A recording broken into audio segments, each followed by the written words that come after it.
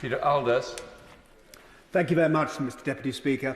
I'd like to say a few words in support of new Clause 2 and Amendment 1, which are in my name and which are kindly supported by the Honourable Member for Kingston upon Hull and West and Hessel. This new clause and this amendment add the protection of property to the list of purposes for which building regulations may be made under the Building Act 1984 and require the Building Safety Regulator to carry out their work with a view to furthering the protection of property. In many respects, Mr Deputy Speaker, in terms of drafting, these are tweaks to the bill, but they can have far-reaching and positive consequences. Modern methods of construction and increasing compartment sizes of industrial and commercial buildings are causing more challenging and larger fires.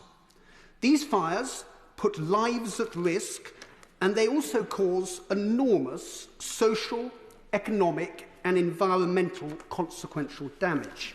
This is exactly what happened at Wessex Foods in Lowestoft back 11 years ago in July 2011.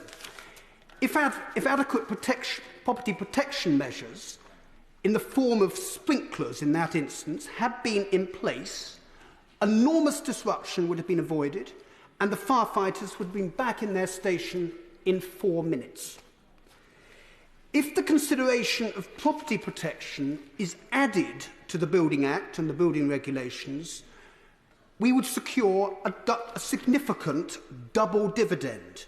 That is greater safety for people, including firefighters, and also more sustainable buildings. It is far better, Mr Deputy Speaker, to be preventing fires rather than putting them out.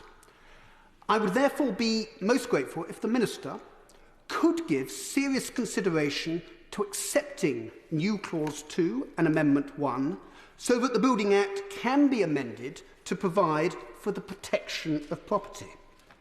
These proposals have the support of the professionals from right across the fire sector.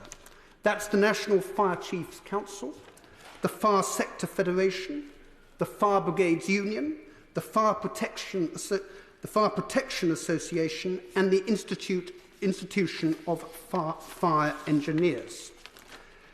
This new clause and this amendment would provide an appropriate framework for the future fire safety of building design, and therefore we would know that homes, schools, care homes, student accommodation and all industrial and commercial buildings would have adequate property protection and fire protection measures built in right at the start so that we're then not putting people, in the terms of firefighters and property, at risk.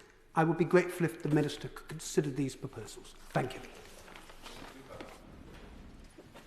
Thank you, Mr Deputy Speaker. I wish to speak